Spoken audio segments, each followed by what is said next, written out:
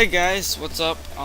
Today we're gonna get an IDE. So the IDE for Visual Basic is mainly Visual Studio. I mean, sure, you can use like Notepad or something plain like that, but we're going to be using Visual Studio for these tutorials. So yeah, what you want to do is just Google Microsoft Visual Studio right here, Microsoft Visual Studio, and then you'll come up to a website that looks a little bit like this. And then what you want to do is click up here, downloads, and you'll end up on a page like this. And then to get the free Express Edition, you just scroll all the way down, or not all the way because then you'd be down here, but right down here. And this just came out actually, or it's going to come out. This isn't out yet, but I recommend installing the all-in-one ISO, but you can get whatever you want, you know. But you need at least Visual Basic, okay?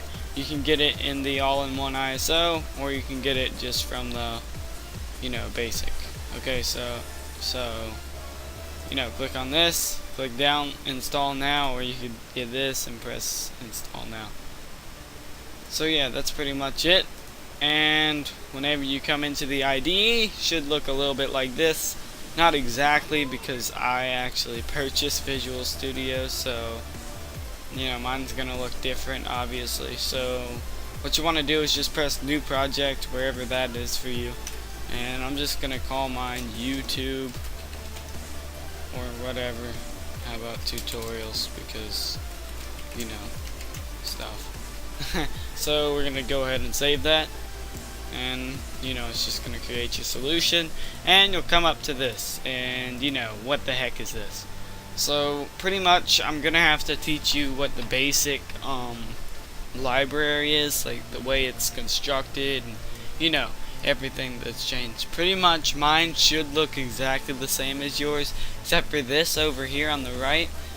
Your properties will be like split right here, so you can just you'll have your things that I have right here down here, and you'll have this right here up here, so it will just be like split between this and standard stuff. Let me put that back in there. Okay, so this is a form. Okay, this specifically is a Windows form, not a Windows primary form. In a Windows primary form, not even sure if I want to teach that. I hate Windows primary forms, or don't hate them. I prefer the web application to the regular Windows application too, which is kind of depressing.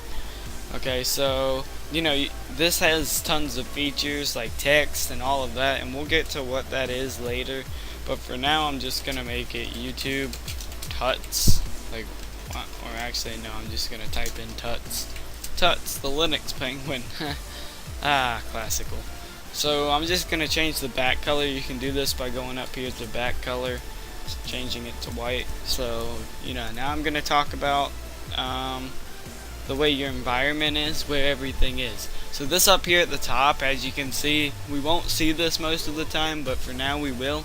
You have your project settings, you have your build, and that's pretty much all you'll need for this first little bit. I'll go over them as I go though. Okay, and this is your debug bar. You can pretty much do anything, like save the project, which is save all, or you can save the form. You can start it, like just boom, it's Tuts. And you can do all of that. Over here on the left, we have a nice little toolbox where you can take out items and just put them on the form. And over here on the right, of course, we have our hierarchy with form1.vb, which is currently what we're in. And of course we have its properties over here, which your properties, as I said before, will be right here. And here we have the debug window. The debug window, pretty much, if you debug something with a wrong script, I don't want to type it, but with something wrong with it, then it will put it down there. So thanks for watching, guys. That's pretty much it for the first tutorial. My name is Emmett the Engineer, and I'm out.